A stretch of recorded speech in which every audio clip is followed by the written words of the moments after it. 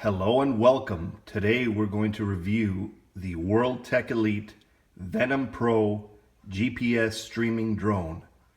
This easy to find, very affordable drone has a lot of features packed in. Now the drone comes in this cool looking box that has all the features on it.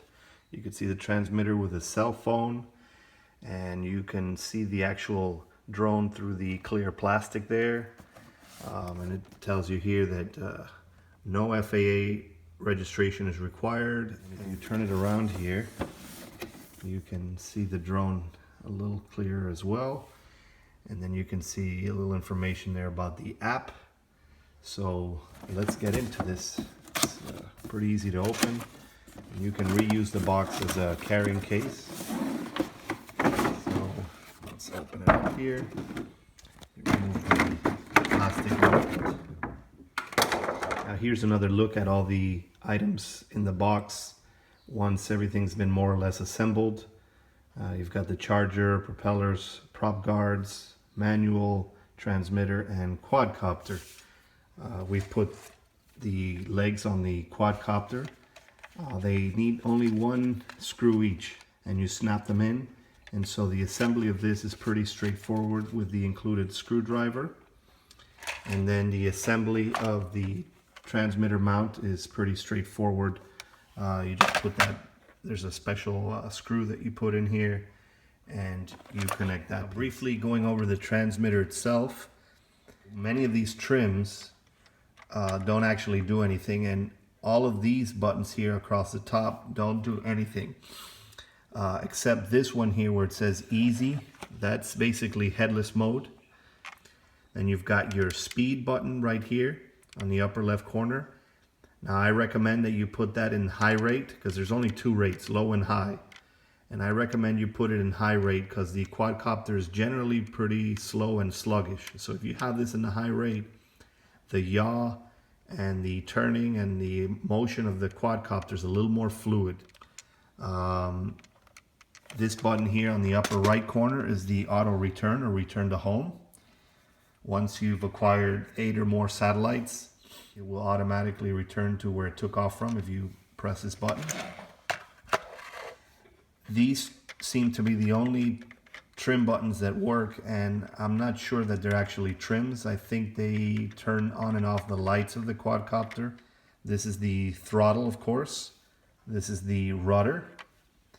This is your on-off switch, and you've got your display here which gives you some basic telemetry of distance and height.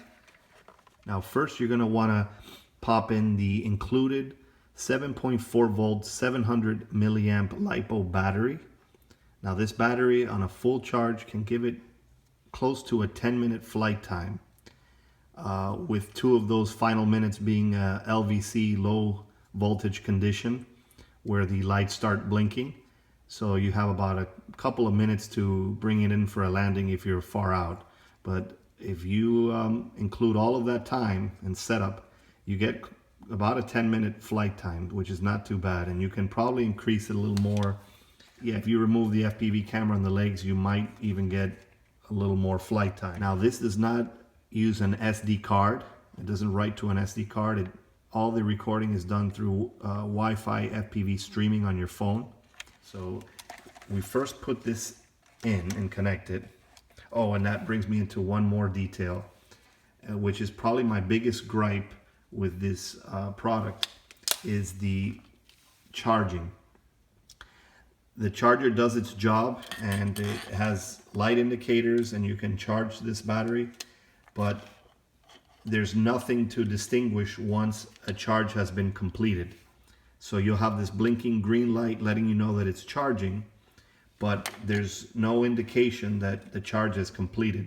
So you kind of just have to let it charge there for about an hour and a half, maybe 2 hours, you know, and then you just feel the charger with your thumb, and if it's still warm, that means it's still charging, but if it's cooled off, that means it's stopped. And that's basically the main way of knowing that it stopped charging, because there's no light that just stops. So that's a little bummer. But once we put in the battery, let's do that right now, like so. So you push it all the way in there. that red connector, and then you stuff all the wires in, and you close the battery door. Once the battery's tucked away in there and fully plugged, then you can turn the quadcopter around and then turn it on. I usually recommend leaving the quadcopter off, putting in the battery, and then turning it on, because it gives you a little more control. If you just plug it in and this is already on, then you've got to do all the steps. So usually leave it off, plug in the battery, and then you have control for switching it on. Here we go. Let's turn it on. Turn this guy on. Bind it. And then at this point, the compass calibration here.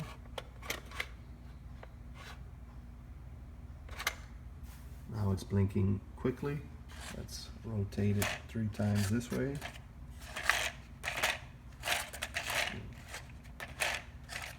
3, and now let's rotate it a few times this way.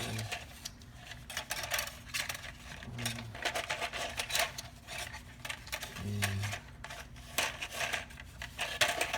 2, 3, and then set it down. Okay, now it should be in a steady state there. So it's been calibrated, bound to the transmitter, everything's all set. Now we can connect to the quadcopter using the app. So we will do that. Now we're in the Wi-Fi settings of the quadcopter. You will see Venom FPV. You connect to that. I don't believe there's any Wi-Fi password. So you connect to that. Once that's connected, you go to the app. Now the app looks like this. It's called Venom FPV. It's in the Android and iOS app stores, and it's from World Tech Elite or World Tech Toy. And once you get this one, you just open it up. So you have it all set here. Then you will push right here, start. You can see now we have a live stream with the quadcopter. And this app is very feature rich. You've got, you also have telemetry on here, distance, altitude, speed, number of satellites, pitch, roll, all of that. You can take pictures, video, you can go to your photo library. You can set this up for FPV goggles. It should split the screen. Yep, so now you can put these in FPV goggles. And then you have your auto takeoff, your, I believe this is headless mode. This is orientation lock, auto land or return to home. This right here, supposedly you can control it through the app. Here is your throttle and your rudder. And so you can actually control it through the app. Here's your map view. You can actually look through the map. But we'll go back to, let's go back to the live feed. And then this is probably the coolest part right here. This is where all the automated flight and waypoints takes place. So I believe this is orbit mode. Once your map is loaded, you can set an orbit. This is, I think, a trace mode. So if you have your map, you can actually set a route for it, as long as also with the waypoints mode as well. You can set waypoints, and this is another form of control. Once you get that GPS lock and the lights have stopped, which should be at 8 or more satellites, you'll be ready to take off. As you see here, you have some telemetry on the transmitter. It shows you your speed, the amount of voltage in the transmitter and in the quadcopter. It is at $88 in Walmart, so it's very inexpensive for being a GPS quadcopter that you can just buy at your local retailer. And a couple of the quirks are that it's a little sluggish in its flight, but that can be solved by setting the rate on high, and its yaw and maneuverability will be improved. And then the other thing is to calibrate before every flight and do a proper calibration of the quadcopter. You shouldn't get any toilet bowling or any awkward flying. So you should get a pretty smooth flyer with the calibration and the rate on high.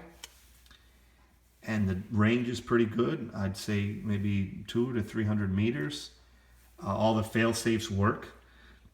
The return to home, the low voltage, return to home, all of that. The modes on the app seem to work pretty well. So it is a very good quadcopter for the price. So